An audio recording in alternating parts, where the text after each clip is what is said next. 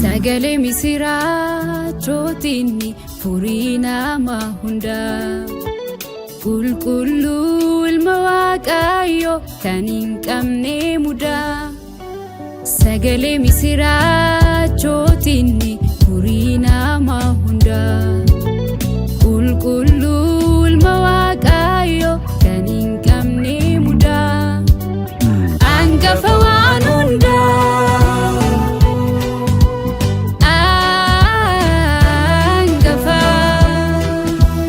Hangafa waan hundaa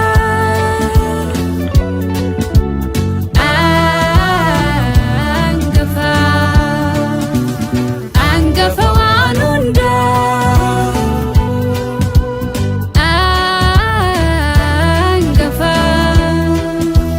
Hangafa waan hundaa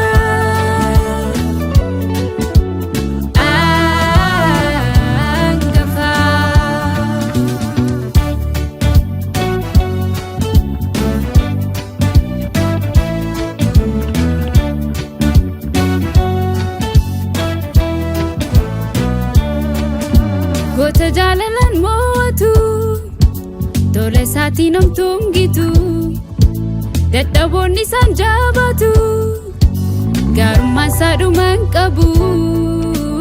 Hangafa waan hundaa goota jaalalaan mo'atu tola isaatiin homtungitu dadhaboonni isaan jabaatu gaarummaan isaa dhuma hin qabu. Hangafa waan hundaa Hangafa waan hundaa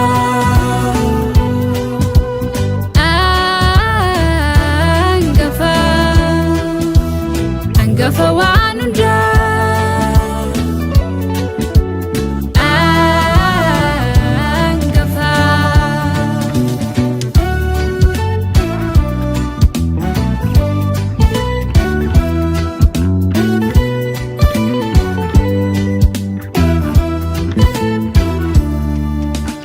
Barsiisaa sirrii hin jiru akkisaa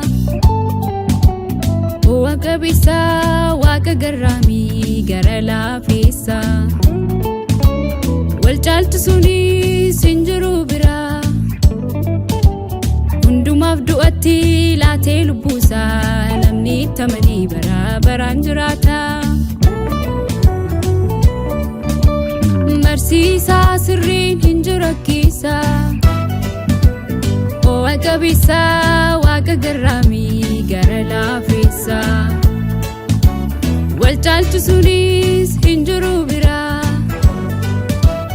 hundumaaf du'atti laatee lubbuusaa namni itti amanee bara baraan jiraata. Sagalee ture waan hundaa duraa Waaqayyoon biraa foon uffateera nutti agarsiisuu fi jaalala sirrii daandii jireenyaa. Sagalee ture waan hundaa duraa Waaqayyoon biraa foon uffateera nutti agarsiisuu fi jaalala sirrii daandii jireenyaa. Bu'ee samiirraa nangafa nagaa Yesuus Yesuus.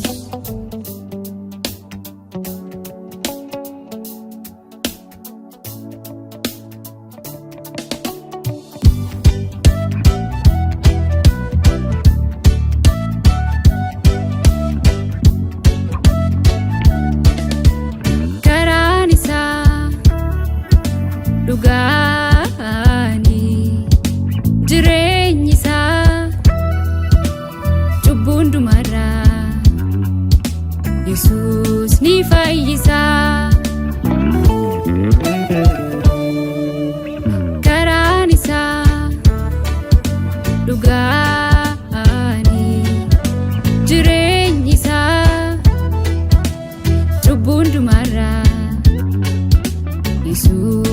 fayyisa